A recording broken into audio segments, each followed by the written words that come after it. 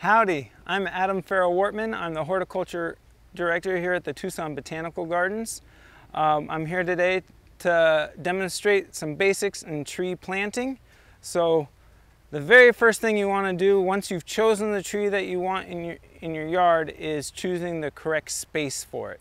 This is probably the most important aspect of tree planting because you're not going to want to dig it up once you've planted it and put it somewhere else. First thing you want to do is know how big your tree is going to be at maturity so that you know it's going to fit in the space 5, 10, 30 years from the day that you're planting it. So the tree I'm planting today is the Mexican olive tree, and I know this tree gets to be about 20 to 25 feet tall with a 15 to 20 foot rounded canopy. And so one of the first things I do is I look up to make sure, okay, there's no power lines or obstructions in the way above me.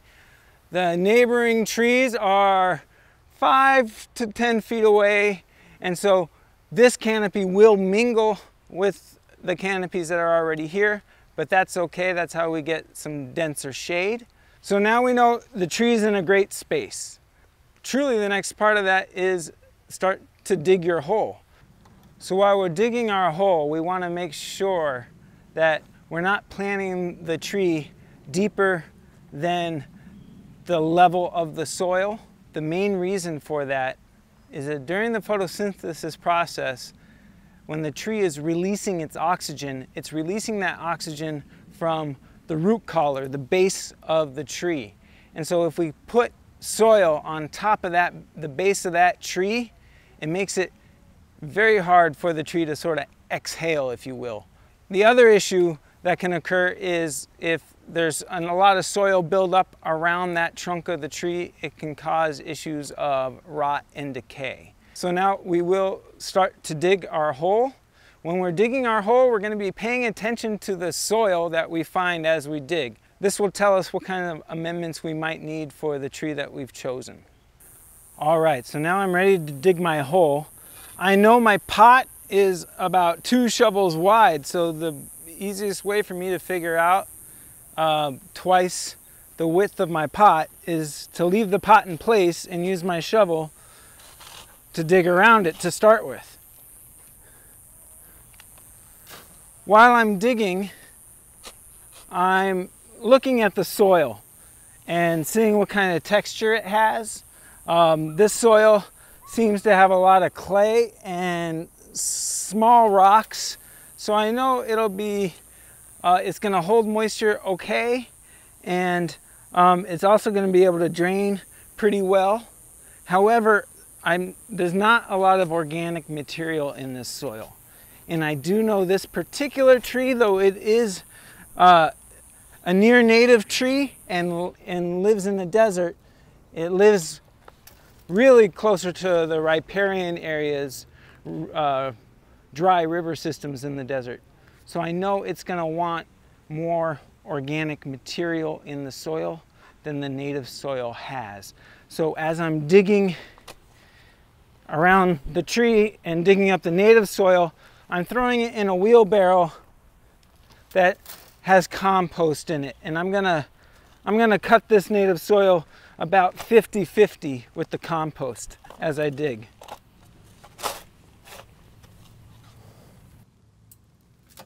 Now that my hole is dug, I'm going to fill that hole with water so I know that the soil is nice and saturated all the way below the potted plant that I'm putting in the ground. And to that water, I'm going to add an inoculant. When I was digging, we noticed that there wasn't a lot of organic material in the soil, which tells me there's probably not a lot of biological action happening in the soil either. So I'm going to inoculate the hole with bacteria and fungi that will work with the plant as it's establishing itself. This inoculant also has some organic fertilizer in it. This fertilizer isn't designed to push the plant's growth. It's designed to help support the plant as it's getting used to its new environment.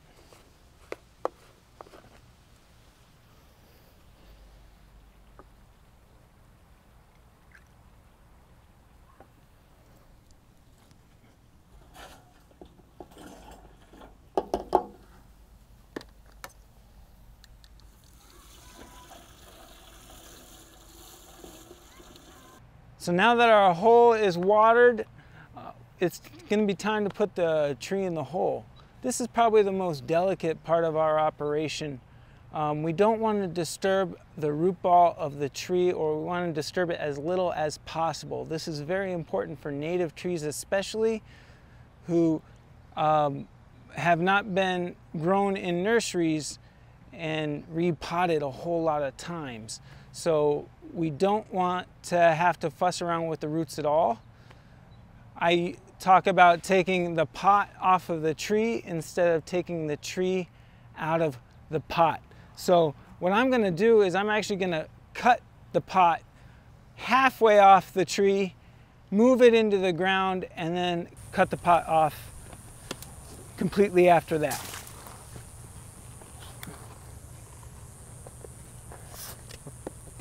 So now that the tree is in the ground, we're going to inoculate the tree itself. So the first inoculant I used inoculated the soil that the tree is going to be growing in. This inoculant is for the plant itself. The microbiotics in this inoculant will bond with the roots of the tree. This is the best time to do this because we have exposed root system.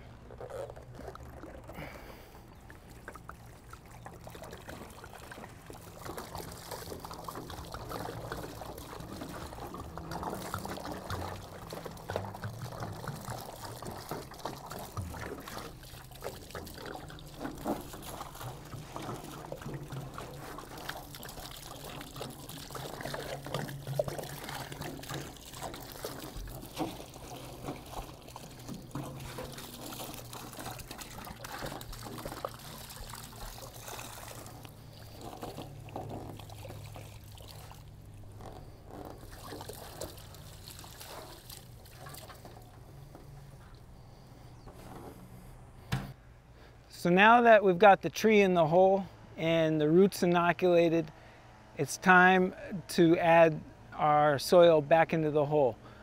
I'm using that mix of native soil with compost as I'm filling in the hole.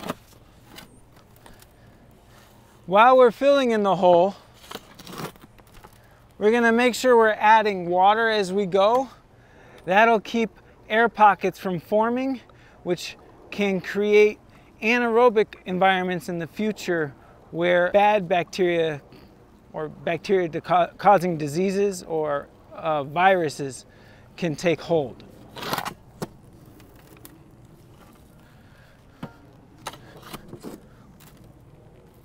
One of the reasons why we're using native soil mixed with compost is that we don't want the tree to feel like it's in a pot. Because if it feels like it's in a pot, its roots are going to grow just within that hole that we dug, and it's not going to branch out. So while we want to give it a little boost in the hole with this compost, we don't want it to be so friendly that the roots only grow in the compost.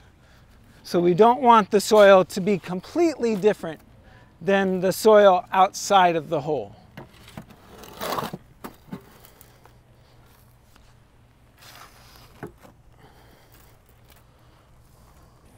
All right, so we've just about filled in our hole. The last little bits here are, I'm going to be expanding our hole a little bit, digging in the sides. This gives, again, a way to avoid the plant feeling like it's in a pot, and we'll be pulling in the dirt from the side of the plant. So once we're done filling in the hole, we know we're going to have to come back to this hole again in a couple days as the ground starts to settle a little bit. We're going to add a little extra dirt in there to make sure that we don't have any exposed root system. The last part of any planting project is mulching.